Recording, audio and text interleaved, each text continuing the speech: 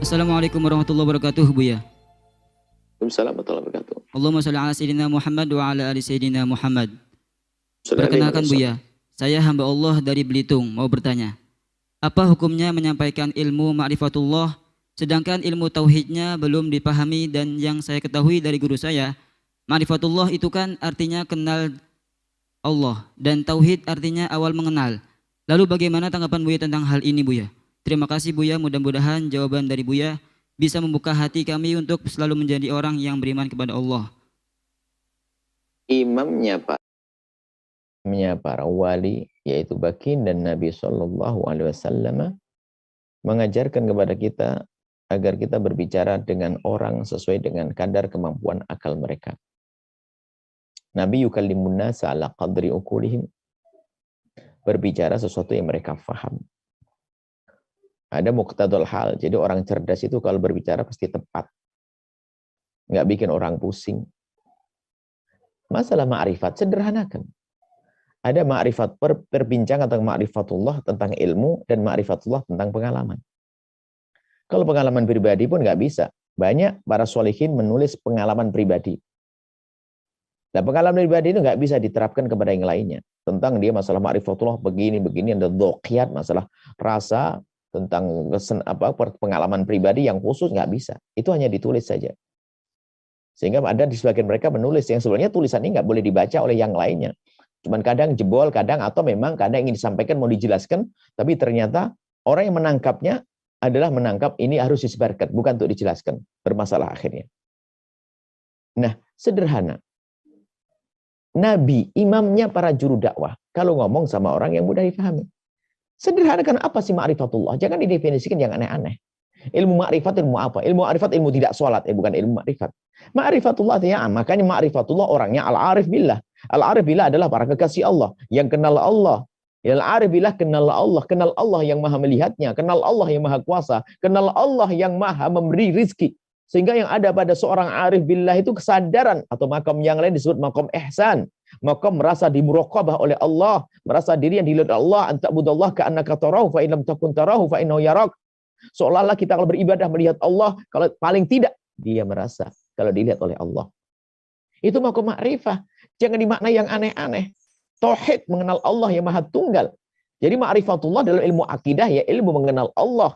Kalau secara akal, ilmu ma'rifatullah adalah ilmu akidah yang kita ajarkan. Mengenal sifat-sifat Allah. Sebab kita tidak mungkin mengenal zat Allah kecuali mengenali sifat-sifat Allah. Sehingga diajari kepada kita untuk Allah wujud, kita mbakah. Itu untuk ma'rifat kepada Allah. Nah, kalau kita bahas masalah awal wajibin, apa kewajiban pertama bagi seorang manusia? Ma'rifatullah. Ma'rifatullah apa nadharnya? Itu pembahasan masalah akidah. Yang jelas, ma'rifatullah itu adalah mengenal Allah dengan akal, dengan ilmu. Kemudian harus setelah itu bandingin dengan hati. Bukan obrolan yang obrolan panjang lebar sampai nggak tahajudan, itu tentang ma'rifatullah. Nah, ada apa itu? Itu merepotkan orang, bagi orang. Lihat Nabi penjelasan dari para ulama-ulama ahli tasawuf bagaimana. Imamul Haddad, Imam Ghazali, Imam Junaid al-Baghdadi bagaimana menjelaskan tentang ma'rifatullah sederhana. Kalau kamu kenal Allah, lihat di saat kau sembunyi seperti kau di saat di depan manusia. Lautifa, sampai ahli orang ma'arif billah, itu kalau seandainya dibongkar hatinya, sudah nggak merasa malu lagi. Karena apa? Yang didzohir sama dibatin itu ma'rifatullah. Orang yang ma'rifat kepada Allah, mengenali hamba Allah, melihat hamba Allah, melihat Allah. Sehingga apa? Dia nggak akan zalim kepada istrinya. Dia tidak akan zalim kepada suaminya. Dia akan zalim kepada pembantunya. Dia tidak zalim kepada sesat. Itu orang yang ma'rifatullah. Ngaku ma'rifat kepada Allah sama istrinya, jarang ngasih nafkah, sama istrinya kurang ajar. Ma'rifat model apa itu? Ma'rifat bualan, ma'rifatnya Ustadz Hayal itu. Karena apa? Menyedihkan. Gayanya ma'rifatullah. Istrinya ngadu, suaminya nggak kasih nafkah. Mana ada ma'rifatullah kayak begitu? Tahajud mana? Maka orang arif billah, orang yang ma'rifat kepada Allah, dia akan semakin baik kepada Allah. Lihat, di saat sendiri khusyuknya kepada Allah luar biasa. Kalau lagi sendiri fadhat ainah, bercucuran air mata, yang disebutkan baginda Nabi. Ini ilmu Nabi atau ilmu yang lainnya? Bukan ilmu yang ngalor ngidul sambil nggak ngopi, nggak tidur. Bukan itu. Ma'rifatullah itu adalah bagaimana sehingga ahli tasawuf. Kan ada Minhajul Abidin, Minhajul Abidin termasuk buku terakhir yang Imam Ghazali.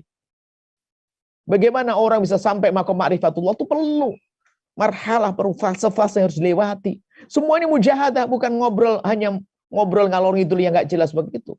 Khayal tentang urusan dia hanya bicara tentang obral mimpi Nabi, obral mimpi ketemu Allah, obral mimpi deh.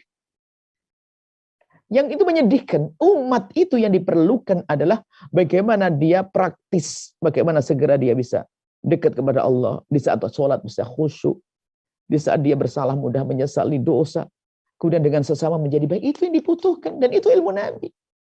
Ilmu tasawuf yaitu tasawuf yang sesungguhnya. Baca tasawuf. Baik, itu saja. Jadi saya tidak ngerti selain ini. Ada ilmu makrifat yang lain yang diceritakan, ilmu makrifat, ada ilmu keramat, ilmu makrifat, selagi tidak. Kata Imam Junaid al-Baghdadi, tolak ukur kita adalah syariat. Obrolan tentang ilmu-ilmu yang aneh kalau bertentangan dengan syariat nggak akan ada gunanya. Sudah, kita berpegang pada syariat, selesai. Syariat Nabi SAW. Baik, ini saja.